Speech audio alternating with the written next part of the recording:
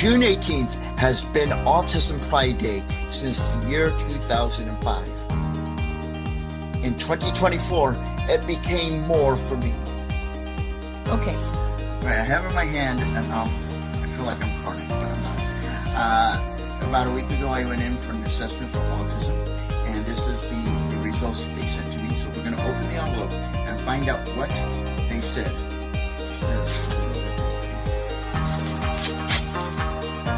Drum roll, that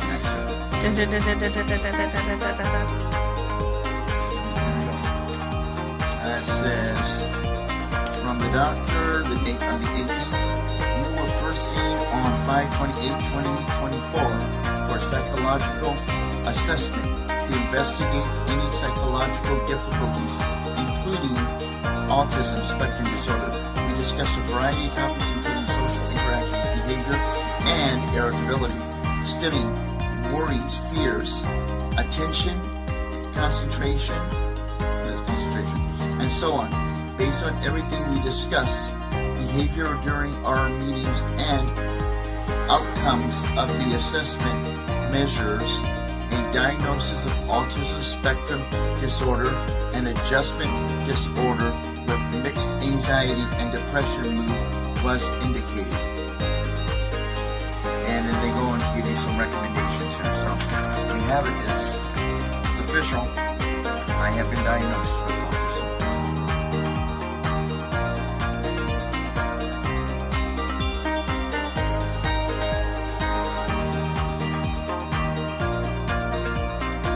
On tonight's The Confident Autistic Life, 2 years after I received my diagnosis, we're going to talk about how that's changed my life, what I've learned from it, and more. And I want you to share what you've learned since you received your diagnosis or you started to self-identify as autistic.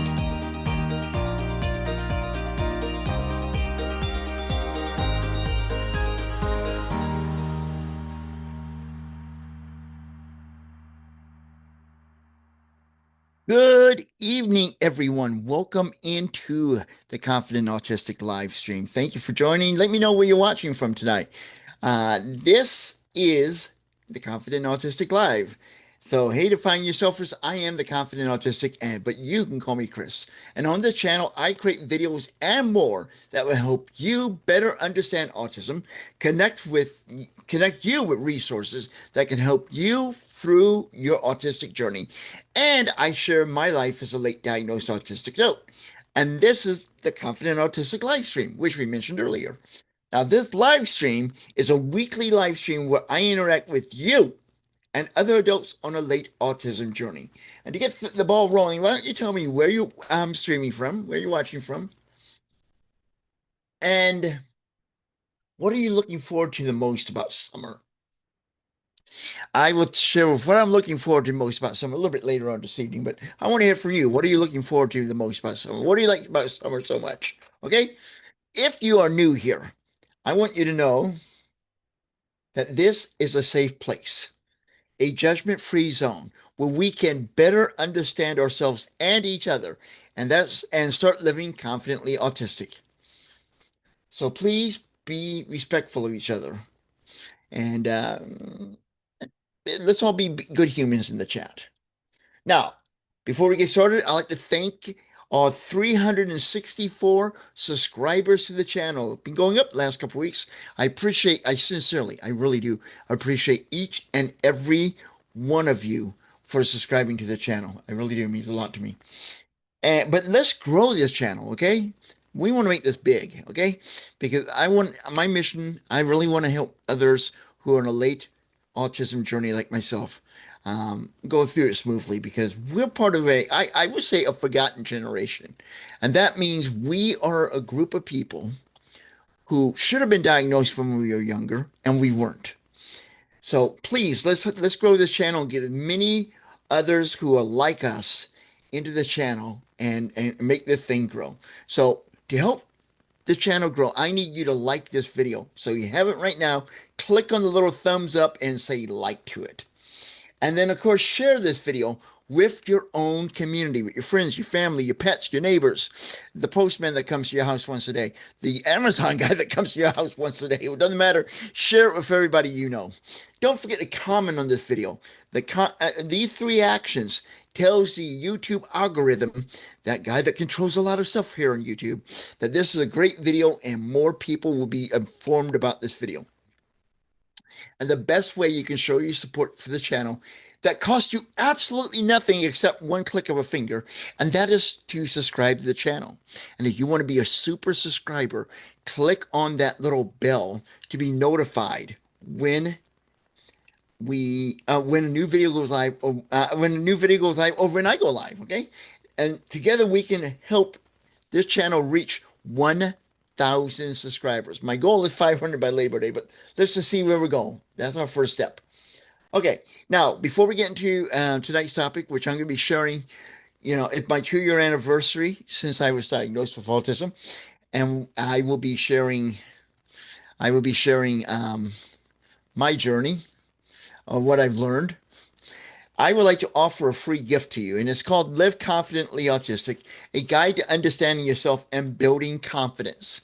In this guide, you learn how to embrace your neurodivergence with pride, overcome self-doubt, and build lasting confidence, and navigate life authentically and unapologetically. And you can grab your copy at the website that I'm going to be putting into the live chat right now. I think I am. Hold on. There we go. Now you can do the copy. And or you can use a QR code on the screen. Either way, it works. And you're welcome to get that free resource from us. I'm going to put that in there again because I may have, when I was backspacing, I may have gotten rid of something. Okay, so I'm going to put it in there twice. There we go. So let's see what's going on in the chat. All right, we have some new people here. Joel, am I saying that right? Joel, the counselor, okay, is also autistic. Okay, anyhow, good to be autistic and proud with you. Yes, today is Autistic Pride Day. Which ironically, this was not planned. Okay, Mike, I went in for evaluation in 2024, and the letter was written. Now I got it a few days later, but the letter was written on June 18th, which is Autism Pride Day. Like I said in the intro video that I did, this day is very special to me. It's not just Autism Pride Day. It's the beginning of the official recognition that I was on the spectrum. So let's see, what else do we have here? Joel also said, hey, got a notification though. I would watch while I cook. I'm in Southwest Missouri. Really? I'm a therapist who works with mostly autistic humans, and I have ADHD. My clients all tell me they think I am. Oh, okay, cool. I think you're. I'm glad that maybe they see something. Maybe she evaluate. I don't know. Yeah, Southwest Missouri. I'm in Southwest Missouri as well. Okay. I don't want to give up my exact location, but let me just put it to you this way. I'm in what they call the 4-state area. So yeah, I'm in Southwest Missouri too. So we could be neighbors. You never know. Never know. Let's see. We did that. Okay. So let's go ahead and, oops, that's for later. Let's go ahead and start talking about what I have. There we go. I'm coming back. There we are. What I've learned and how this has affected me, this change in my life, this new identity. Okay. What I've learned my first 2 years after my autism diagnosis. Now, some of this stuff I kind of knew, but it became clearer to me once I received my diagnosis. And the first thing I want to talk about is I've learned that I prefer to be alone, and I have a better understanding of why. Now, when I was a kid, I liked being alone. Okay, I did. I didn't like going outside that much, hanging out with other people. Didn't like being around my parents. There's another story to that as well, but we won't go into that right now. But I really like being alone, to the point that I spent a lot of time in my room by myself. And my dad, which was not one of the kind of things he could have done, but then he also did not know I was on the spectrum, would come up to me and would call me a hermit. And one day I went downstairs and he stood up and stuck out his hand and introduced me as if we were strangers. Introduced himself to me as if we were strangers. But yeah, I prefer to be alone. I never really understood why until I received my diagnosis and the learning process getting to my diagnosis. And since I learned this is not uncommon, that for some of us on the spectrum, remember everyone's different, that we prefer to be alone. I really do prefer to be alone. I do. I'm happier that way. Uh, I live I live, I stay home most of the time. I don't really care to go out that much, and I'm content. A lot of people will be thinking, "Don't you want to get out more?" The world is way too peoply. It just is. So, yeah, I prefer to be alone. Do you prefer to be alone? And on the spectrum, let us know in the comments there. Okay. Now, through the lens of autism, because once we get to that diagnosis or we start self identifying, we may start looking at our life currently and in the past through this lens we call autism. Now that I know I'm autistic or suspect I'm autistic, you start reevaluating your life and see what parts of you have been affected or I don't know what the right word would be, the right way of saying this, are impacted by autism. But through the lens of autism, I can see why I was defiant as a kid. I was extremely defiant. Okay, and there is something, and I can't remember the name of it. A defiance disorder within the autism community. I've not been diagnosed with that, but as a kid, I was one of the most stubborn, most defiant people you'll ever meet. I did, and I kind of understand why I was defiant for a particular reason. This goes back to I like being alone. I did not like being around people. I did not like a lot of things, which we're going to get into tonight. Um, Sudden changes is one of them. And when something came up, I became very defiant because I do not like change. I don't like being around a lot of people. I like routine. I like being left alone. And when people wanted me to do stuff as a kid, I become defiant or disobey the rules just to be defiant. And I believe that's part of my autism. And because I was acting out, I did not even know I was acting out, just being defiant, and I'm stubborn. I got called that a lot, and I did that, and I really believe that's because I did not like what was going on, sensory input, whatever. I was just being defiant, and that was my way of saying I've had enough of this crap. Are you a defiant person on the spectrum? Have you been? And feel free to share that in the comments. Now, in the last 2 years, a little bit more, once I started, realizing I'm on the spectrum. Once I realized, I'm going to check the chat in a moment. Once I realized I'm on the spectrum, I started to be able to identify triggers. And one thing I realized is I've always worn headphones whenever I go anywhere since the 80s, since the Walkman was invented. I was Mr. Walkman.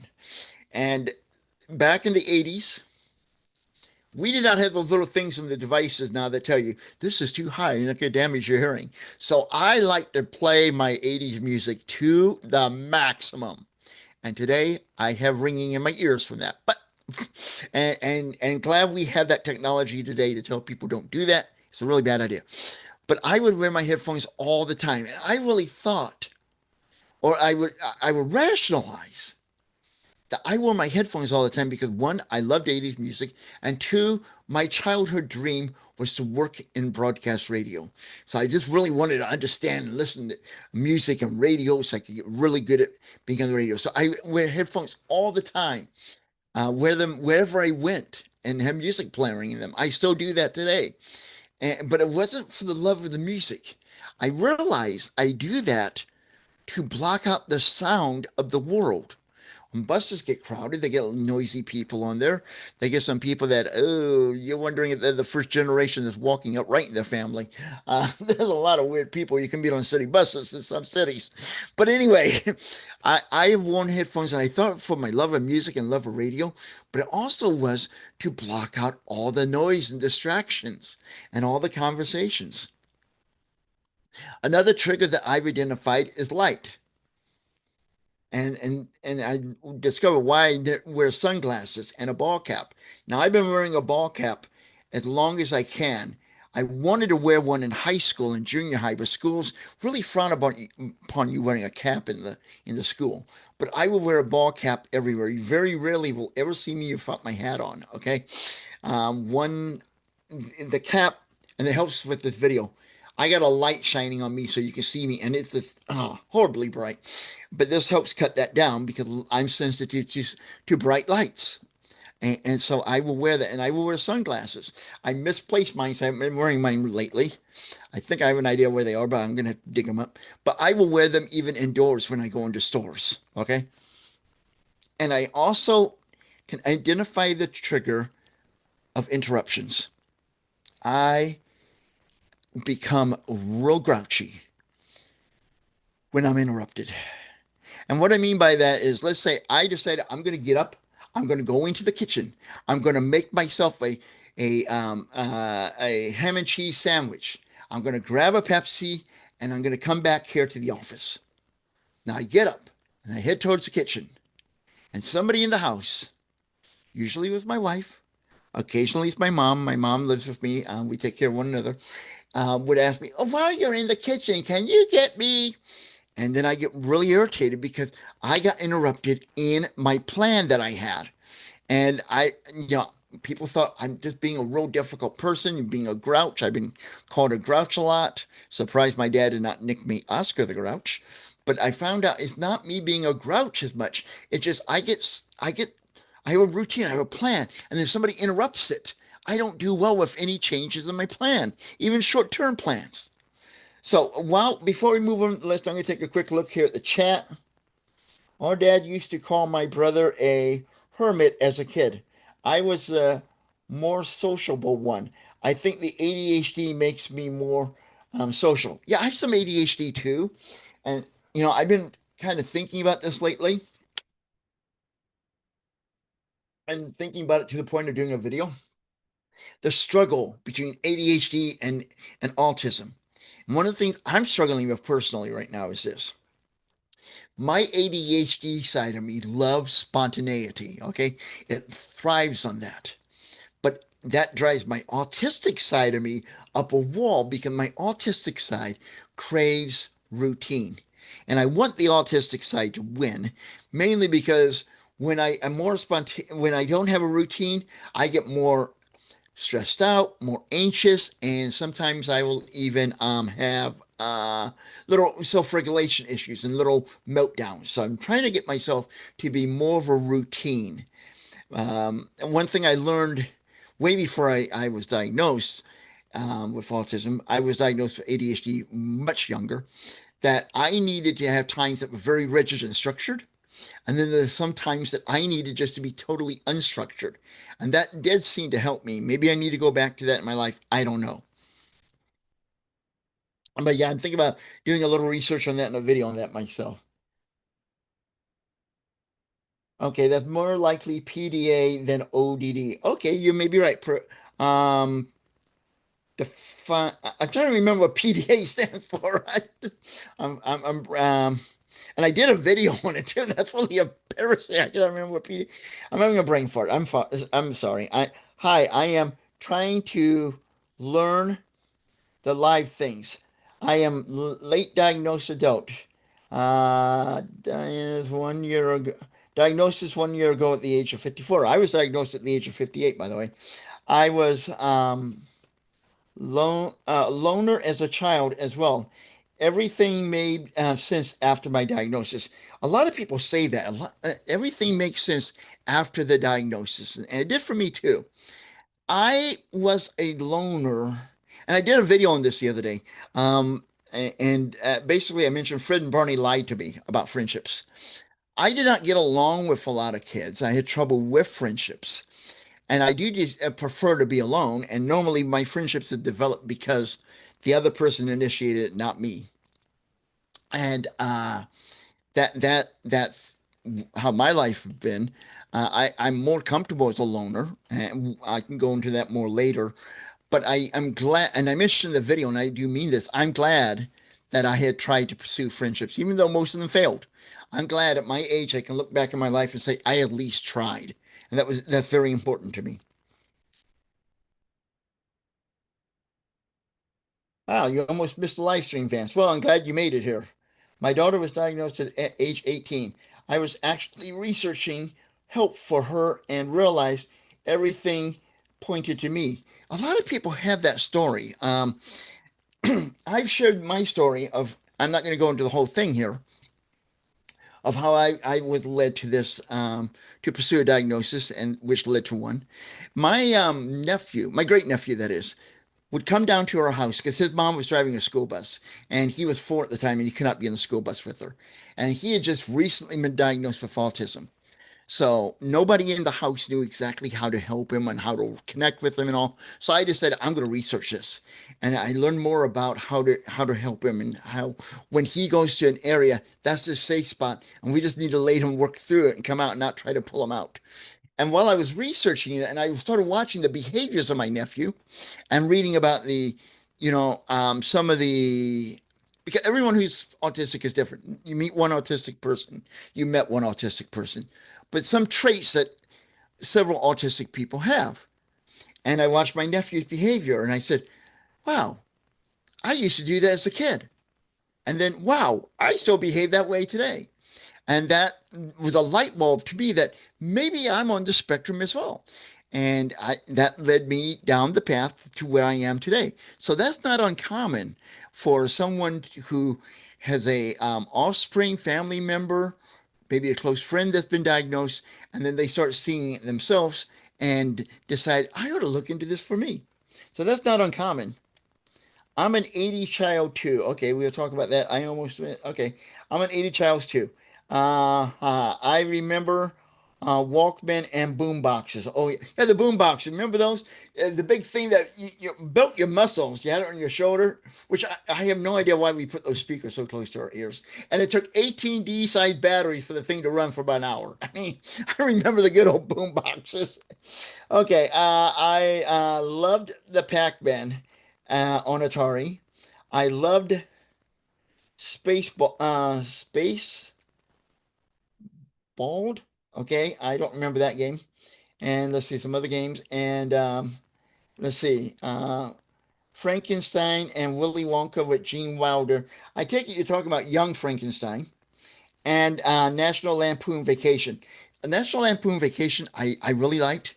Young Frankenstein, my wife loved, and we watched it every Halloween. Now, she loved it. I'm glad you liked the movie. I'm not putting you down. I have never laughed during that movie. I've seen it 8 times, never even cracked a smile. I did not find it funny. But I did like Mel Brooks movies. I like Spaceballs, and I like Robin Hood Men in Tights and The History of the World. Those are three of my favorites. And I'm kind of looking forward to the new Spaceballs movie that's supposed to come out next year. So yeah, I can relate with a lot of that. Yeah. Let's see. Um, uh, Mint Spaceballs movie. I love 16 Candles too. I can't type with fat fingers. A lot of people can't. Okay, the buttons are really small. And yeah, 16 Candles was good. I think of the three movies that I can think of off the top of my head, Breakfast Club, 16 Candles, and Pretty in Pink. My favorite was Breakfast Club, okay, because I just spent a day or two here and there in detention myself, okay? I can relate to that. And I got to be honest with you, okay? And this is not inappropriate because she's close to my age. I had a crush on Molly Ringwald when I was a kid, well, a teenager, but whatever. But yeah, I did. And that's probably why I watched all three of those movies, and I think I have all three of them on DVDs to this day. Let's see. Okay. I'm autistic with ODD. My daughter is autistic with ADHD. I can't go into her bedroom. It rises my anxiety. Yeah, I don't know if that's because of the ADHD and the autism. I think my most parents cannot go into the kids' room without anxiety when they get to teenage years. I think that's a common thing for parents. I don't know. I'm not a parent, never been a parent, but I would not be surprised if there's other parents saying, I don't have autism, my kid does not have ADHD, and I get anxiety when I go in the room. With the music of today compared to the 80s, I would be anxious too. I truly would. Let's see, PDA is pathological demand avoidance. That's it. But I like persistent desire for Autonomy better. I like that. I like that. We ought to submit that to the DSM for DSM 6. Maybe we can get that changed. Okay. Now let's get back to my list here of things that I learned and better understand since my diagnosis 2 years ago. I'm better at understanding why friendships are difficult for me. We touched upon that for a moment. And there's a lot to that. I did a video on why friendships are difficult for people who are autistic. I did a video of why I struggle with friendships, and I better understand that. I know I used to think of me. I'm the weird guy, okay? But I'm realizing that this is not uncommon for people who are neurodiverse. And even though that did not solve my problem, it's nice and comforting to know I'm not the only one struggling with this. Okay. So, that's one thing that being in groups like this and finding your tribe and connecting with others that are in the community, that's a benefit. You realize you're not the only person that struggles with friendships. You're not the only person that prefers to be alone. You're not the only person that feels more comfortable holding onto a stuffed animal, even though you're 60 years old when you're at the doctor's office. Doesn't matter. I like my stuffed animals. That helps us when we realize we're not alone, because so much of our society is like peer pressure. I mean, really bad in high school, but we still want to be like everyone else, and we don't want to be different. We just want to fit in, and we do fit in our own tribe, in our own community, the neurodiverse community. I also discovered why I do not like visiting people with people on the phone. Now, I have a few friends that do watch the channel, and a few of them call me at times. Please do not take this personally, okay? It just on the phone, I get kind of bored, and it's awkward. Well, it's awkward for me to visit even in person with somebody, okay? Now, the weird thing is, I can go into a Zoom room and visit with people. I'm good. And I think that's because I wanted to be on radio and I can connect with people as if I was doing a talk show, a TV show like Late Night David Letterman, whatever. But visiting people on the phone, I don't know what to say. I don't know what's expected of me. And this goes the same for when people talk to me at times. People would tell, and this is why I don't like small talk. People would tell me stuff. First of all, why on God's green earth do you think I would care that you saw a squirrel run across the backyard? Why are you telling me things? And then there's things people say to me, and I'm like, what do you expect me to answer? How am I supposed to respond to this? And there were times my wife and I would have this happen. She would say something to me, and I would just look at her, and it escalated because I said something back, and it just got out of hand. And I said, "Look, what do you want me to say? Because I have no clue how to respond to what you just told me, you know." But yeah, I understand why I don't like visiting with people on the phone. It's uncomfortable for me. And then on the phone, this is my own pet peeve.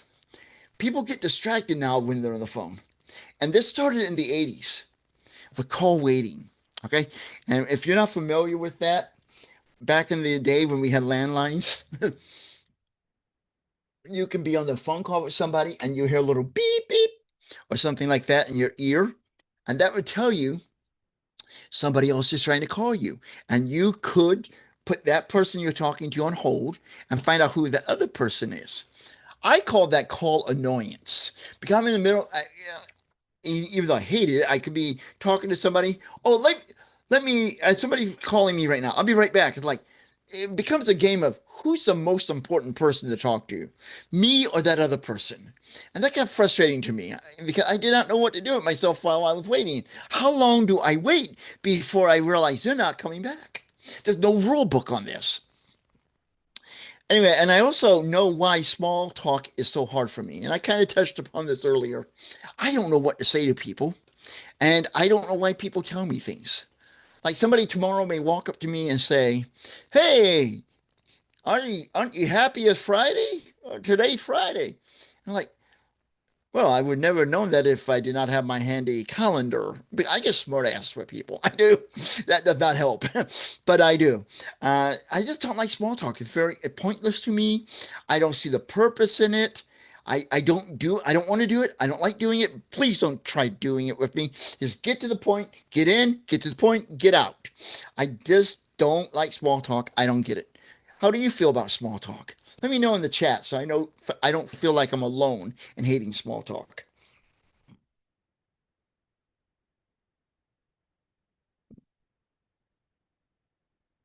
Love Molly Ringwald too. Yeah, I loved her a lot. Okay, so I also realized I had something earlier today, and the back of my throat's burning. So forgive me for doing that. I also realize or know why I don't like strong smells. Okay, there are certain smells that throughout my life, and not too many. That's not one of my bigger triggers, but there's certain smells in my life I just cannot stand. And unfortunately, most of those smells were food that my wife liked to eat. Now, I'm from Missouri, and I'm not knocking anyone else. She's from California. I'm not knocking people from California. But here in the Midwest, we're more meat and potato people. Steaks, hamburgers, hot dogs, ribs, barbecue chicken.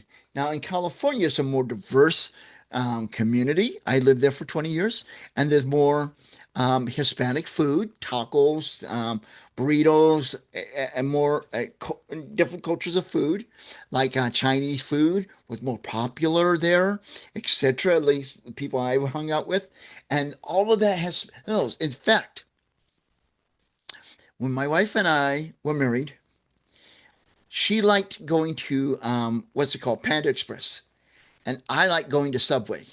I do not like Panda Express. I don't like Chinese food. I cannot even stand the smell of it. But we found a compromise. There's a place that we live near in California where it now California you can eat outdoors most of the year. Where we could eat outdoors, and the Panda Express was 2 doors down from my Subway, and we would eat outside at a picnic table with one rule: she had to be downwind from me. But those smells bothered me, and I just thought, like I'm just being picky. I'm being stuck up or whatever. And it just turned out these smells really bother me. And there was one smell that my mom would make, and I have no idea what she was making. But whenever we had certain guests over to our house, she would make this meal and had this smell. It had such a horrible smell. I had a bad headache. And my mom thought, oh, you're just faking it. You don't like, you're just trying to, get out of having company at the house. And I don't like people in my house. Okay. They're not like that. It's like, this is not my routine. People invading my house. But that would make me sick.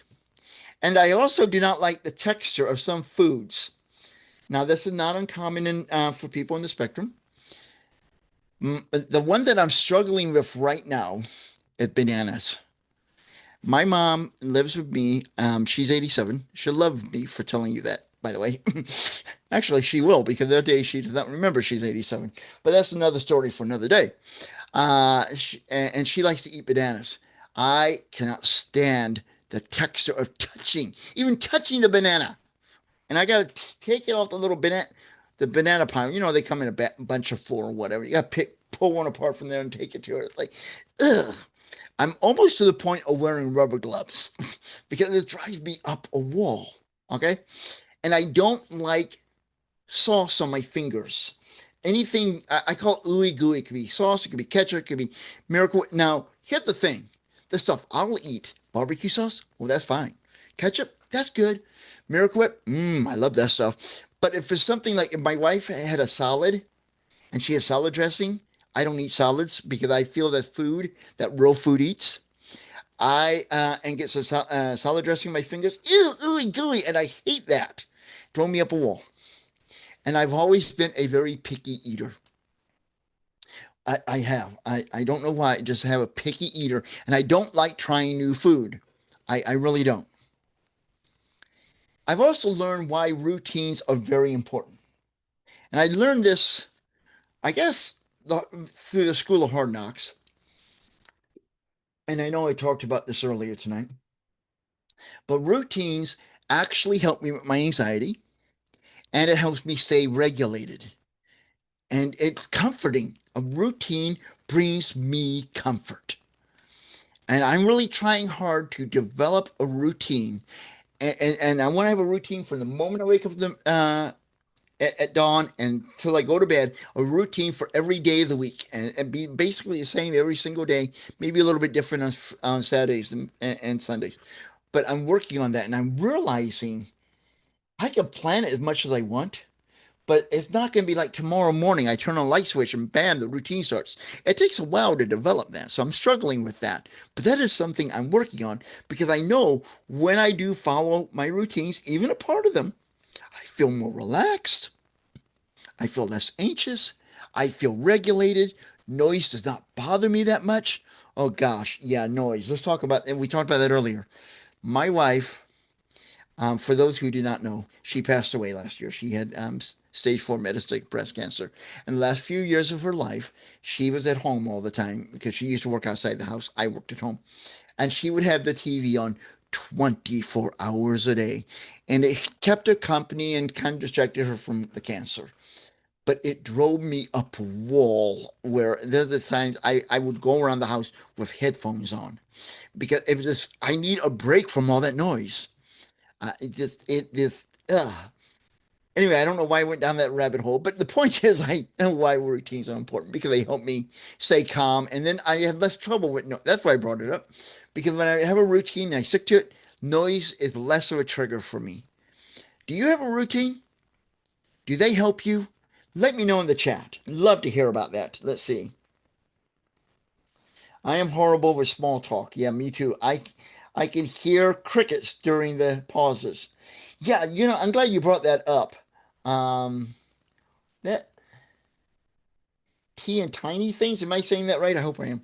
Um, I, as I mentioned, I wanted to work in broadcast radio ever since second grade. Okay, I did. I had a bus driver who brought a radio on the bus. I went, that's what I want to do. I want to do morning radio and help people get off on a good start for the day. That was my goal.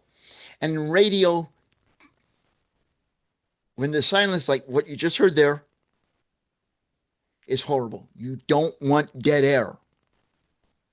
And I can relate to that cricket thing because when there's small talk from my studying and my interest and my desire to work in radio, and because I can connect with people as if I'm doing a talk show, whether it be on radio or like late night with David Letterman, dead air is horrible. And so that causes me even more anxiety in small talk because there's those awkward pauses are horrid to me. So I can totally relate to that cricket thing. I really do.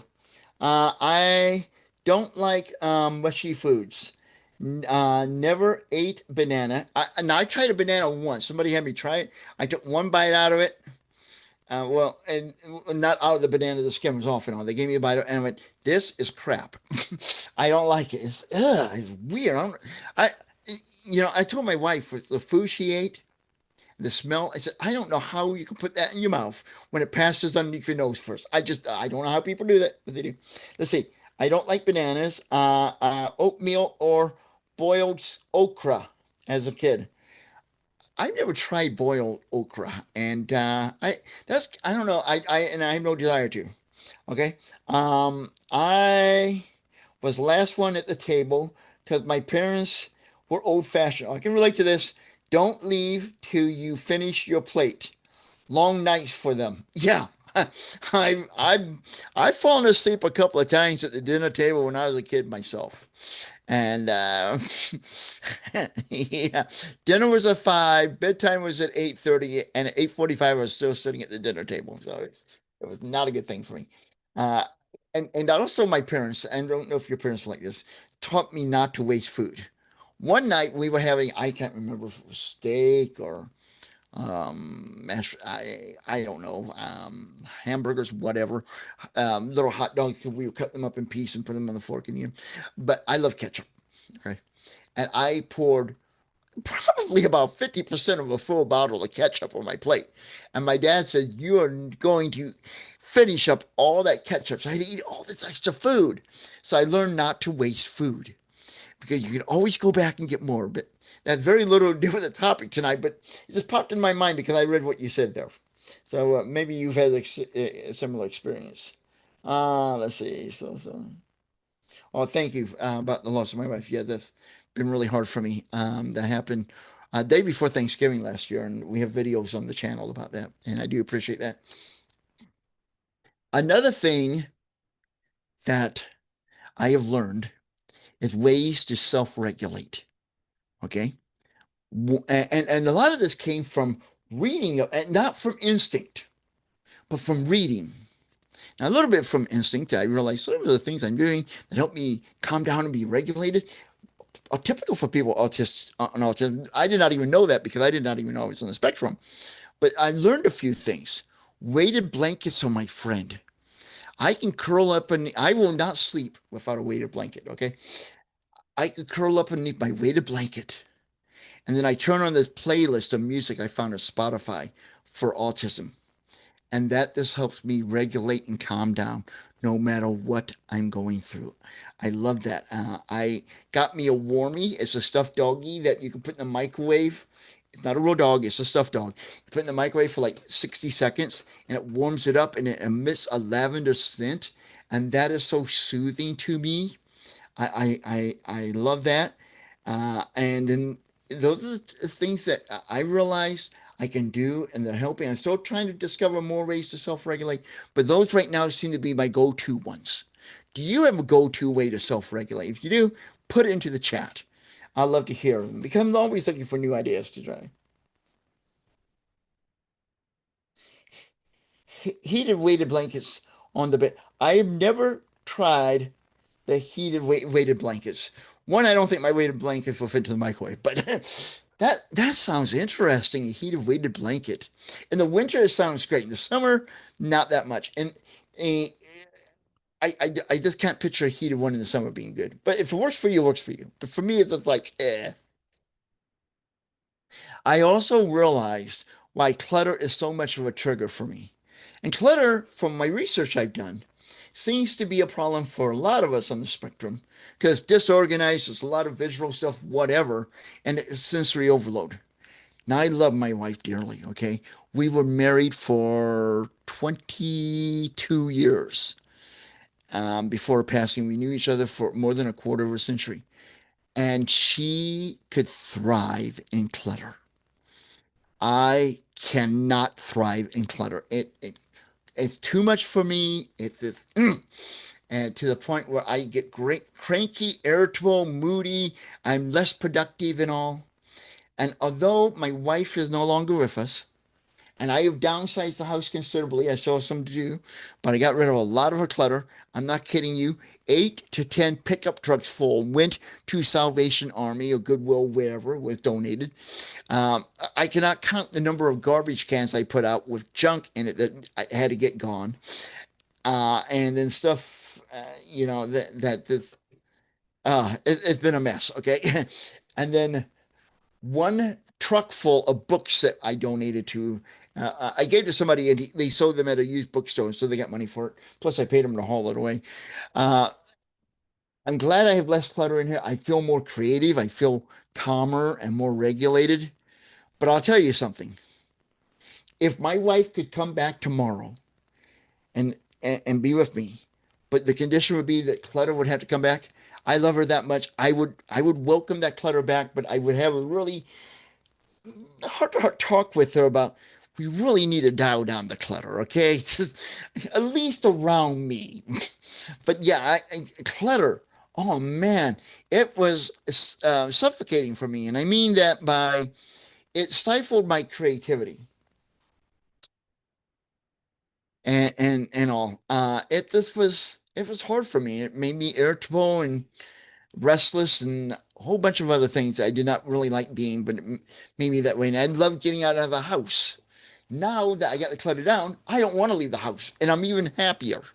Except I miss my wife. And I also learned why do I not like visiting with people or having guests in my home.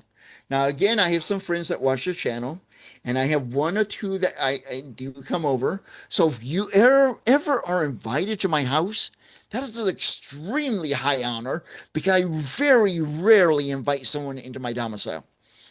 Uh, I don't know if you ever seen the TV show The Goldbergs. Um,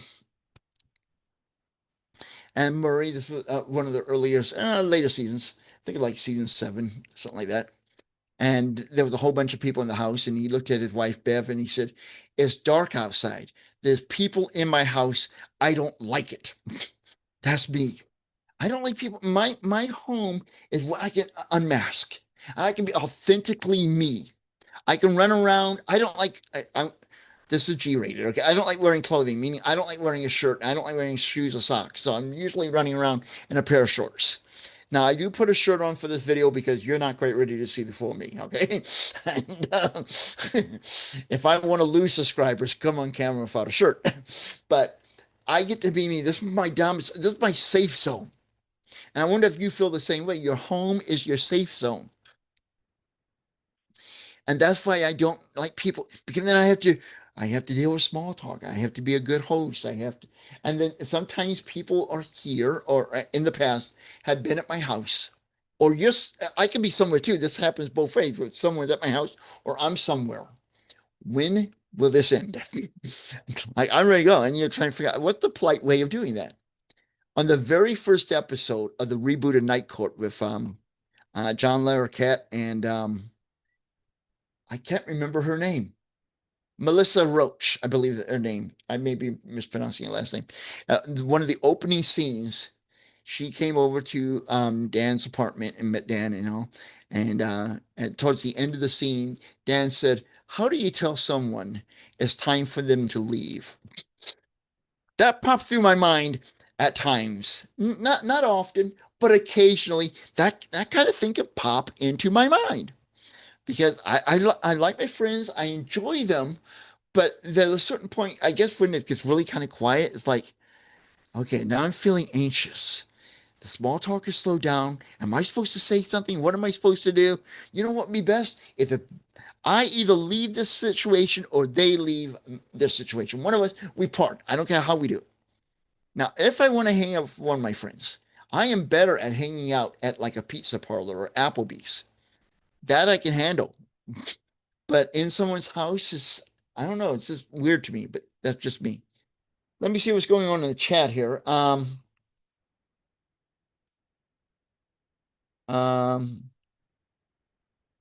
no, I don't know about heated weighted blankets. Okay, I can't handle clutter. It heightens my anxiety. My home looks very minimalistic. That has been my goal for the last, I hate to say this, okay, but I'm gonna be honest. I'm gonna be real, okay, because I want to be authentic on this channel and something big that I'm gonna be doing this fall that you guys are gonna hear about. I want to be totally honest with you guys. That has been my goal for the last 5+ years, almost 6 years. When I found out in 2021, April 8th, that my wife had stage 4 metastatic breast cancer, and stage 4, you don't win that most of the time. I was starting to prepare myself for life without my wife. And I know this sounds kind of cruel. It wasn't. It was just to help with the transition because I knew with my autism that when she died, if I did not have a plan, it would really throw me off. And it was a very big change. She was here, she was gone. And so I started envisioning what I wanted my life to look like if she would go before me. We always said it that way because we wanted to remain positive while she battled cancer. And one of the things I dreamed of is living in an apartment. And I decided not to move to an apartment. I'll go into that some other time. But living into an apartment that was very minimalistic. Just maybe, a computer, a printer, a TV set, a chair, a high top table, obviously what you need in the kitchen to cook and eat, and that's about it. Maybe 3 or 4 shirts and a couple of pants and a couple of pair of shorts. I'm good to go. I would love to live that way. I would. Oh man, and there are times I downsize a lot. And there are times I was still going to the bedroom and I'd done a lot of work in there. And I still go in there and think, there's too much stuff in here. And I want to throw more stuff out. Because one thing I realized when my wife passed away, all that crap she left behind, when you go, you don't take that with you, okay? Somebody has to deal with it. So, yeah, I would love to be a minimalist. It's one of my dreams in life, okay? Let's see. Uh, I'm with you. Just diagnosed at 52 and realized I love weighted blankets. I also really enjoy scents like eucalyptus and mint, and I have a serious love for bright colors. I That's kind of interesting. Thank you for sharing that. Uh, I have realized I love blue. I don't know. Well, I have a virtual background on. My office is all blue. The ceiling's blue. Not the ceiling. The walls are blue. I have a analog clock on the wall that has a blue neon light around it. I have a TV monitor on the wall that has blue lights around the edges of it. Around the outer edge of my desk, I have blue lights. And in the back two corners of my room, I have these two big poles that have blue lights on that I can sync with music. And I have lights in all the rooms that are smart lights, and I can turn any of them, I can turn this whole house blue. I love blue. Now, a lot of people, maybe not a lot, but I met people or heard of people on the spectrum who like a lot of colors together. And I'm not knocking them, but I'm okay if I love one color blue. Two colors, okay, I can do that. Maybe three. But you get more than three colors together for me in a design, on a picture, a graphic, a logo, that's too much for me. I don't like it. That's just me. You can be different. That's great. But for me, no. But I do love blue. It's very soothing to me. I mainly wear blue baseball caps, blue shirts, blue shorts. Won't tell you the color of my underwear. That's a little personal. And if I could find them, I would wear blue socks. And I saw Jim Gaffigan do the stand-up special. He has these cool blue tennis shoes that I would love to have. Only problem is I have not tied a pair of shoes, and this is not a joke, since 2001. Okay, I had a incomplete spinal cord injury, so I don't walk without mobility aids, and I use Velcro shoes. But otherwise, I love blue. Blue, blue, blue, blue. My cell phone, the backing of my cell phone, I don't know how well it's going to pick it up, is a shade of blue. My weighted blanket is blue. My bed sheets are blue. My pillows are blue. I love blue. My recliner is blue. My scooter is blue. My rollators, which are walkers with four wheels, they're blue. Blue, blue, blue, blue, blue, blue, blue. Blue is if it's in blue, I want it. That's just me. I love blueberry muffins. Anyway, I'm getting a little bit too carried away in this color blue. But yeah, I'm with you. Just go to 30 years. Like, and I do like, I do. There's some candle scents. I'm really into lavender. I love that scent. That is very relaxing. I usually, although it's not blue, it's purple, but I work with that. Uh, I have that going on, and that smell lingering through the house, and that is so relaxing to me. Oh, I love that smell. It just kind of soothes me. I don't know about you. Let's see. Let's see. Nice to meet everyone here. My tribe. Oh, I like that. Yeah. Love that. My home is gray with sense of accents of color. I have colorful artwork painted by myself or my daughter. Gray is relaxing to me. Oh, great. Yeah. Super. Yeah. I tell people I'm not autistic. I mean, to the artistic, not autistic. I am autistic. Artistic, Artistic, I believe. Anyway, I'm not. I tell people I have to have a ruler to draw a stick figure. I mean, I really am not good at art, but I'm glad that you are. Now, I have a niece, and they are very gifted at art. They are now interested in composing music for like show tunes. Uh, in the past, they made a really great, I don't want to say cartoon, but it kind of looks like a cartoon, but it's not. It's a great picture of myself and my wife that I love so much. I use it on one of my credit cards as a design for my card. And also, it's just wonderful. It is wonderful. Uh, very, very, very, very, very talented. And there's a lot of people that are on the spectrum. There's a lot of people on the spectrum that that have the ability, the talent. And I'm glad that you do. I wish in a way, I wish I did. But like I said, if I want to draw a stick figure, I got to have a ruler in my hand.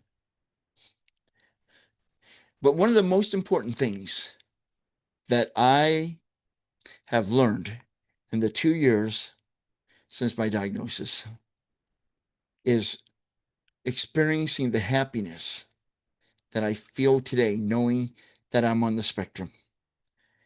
No longer thinking there's something wrong with me. Why can't I make friends? Why can't I keep friends?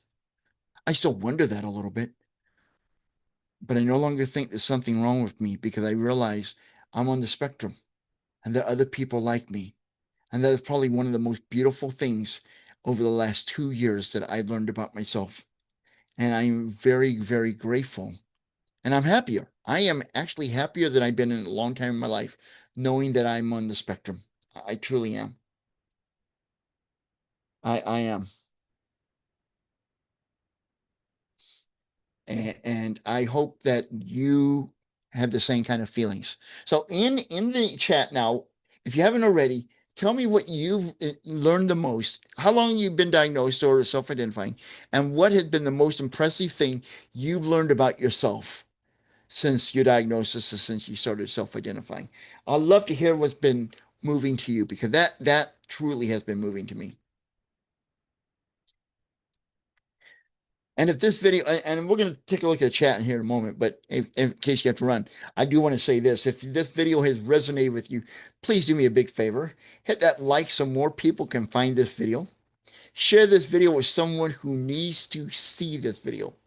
And if you haven't already, please subscribe to the channel for more conversations like this. I do this basically every Thursday night. We'll be back next Thursday night. And I'm kind of thinking about doing a video. I just tore something on my desk. I have to fix that later. Oh man, do I? Yeah, I'm gonna do that later. Okay, I'm thinking about doing something unrelated on small talk. Um, why it's so hard for us? Maybe some small talk experiences that didn't go all that well or that were kind of humorous. My small talk experience, we may do that. I don't know for sure, but we may do that. If you want to do that, let me know in the chat. And that's going to be next Thursday night, June 25th at 7 p.m. Central Daylight Time. So let's see if anyone has anything they would like to add in the chat before we wrap this up tonight. Yeah, I always thought I was crazy. Why am I so different? Getting a diagnosis was such a relief. Emotional moment. Yes, it is very emotional because one of the things that happens when we get our diagnosis, self-identify or get our diagnosis, actually two things. There's a sense, and these are broad categories. There's a sense of relief because we know we're not alone. We understand why we are the way we are. And we also have grief. We grieve over a lot of things. And I'm not going to go into all of them right now, but I did a video on that this past Monday about what we grieve over when we have realized that we're on the spectrum or received that diagnosis. But tomorrow, I'm going to have a video up here on the channel around 2 p.m. Central Time where I'm going to share with you the grief I have went through because of my autistic diagnosis of autism and the I'm trying to remember a word. I don't know. Oh man. And the forgiveness that I have. Okay. The grief and the forgiveness that I have. Because it comes with grief. You sometimes are hurt. And I'm going to talk about that. And I'm going to talk about forgiveness and why I forgave people. And maybe you can relate to some of it. Maybe it will help you work through your own grief. I hope it does. But that'll be up tomorrow afternoon around 2 p.m. Central Time here on this channel. Now, let's see. Is there anything else in the chat? No, I'm not seeing anything. There is something else I do want to share with you that please indulge me for doing this for a moment. I am very touched that I'm at my 2 year mark. And I really am very touched by all of you joining me tonight in my celebration of 2 years officially diagnosed as autistic. But there's one person who is not here tonight um, to celebrate, and I wish he was here. And that is my wife, Kimberly. She passed away, as I mentioned earlier, the day before Thanksgiving. And when I first started suspecting I was on the spectrum, I was obviously a little afraid to tell anyone before, because you hear people say, "Oh, you can't be on the spectrum. You're making that all that other BS," right? Well, she was one of the first people I told. In fact, she was the first person I told I thought I was on the spectrum. She 100% supported me and encouraged me to pursue a diagnosis, talk to my doctor, talk to my counselor, get assessed, all of that. She believed me, she encouraged me. And after the diagnosis, whenever we went somewhere, doctor's appointments, whatever, because one of my biggest anxieties is medical procedures, she would advocate for me and tell people he has autism. He is deathly afraid of needles, which I am. I become like a 3-year old when you bring a needle near me. And she was my biggest supporter, and I miss her dearly. And I know she's not here to hear this, but I thank her. I thank Kimberly, and I thank God for putting Kimberly in my life, and who believed in me and always stood beside me and was there for me through this process. And I wish she could be here today to see how far I come and see how far I'm growing and to see this channel continue to grow. So thank you for indulging me and allowing me to share that. It was important for me. Might not have been that important to you, but it was important to me. And I really I miss her a lot.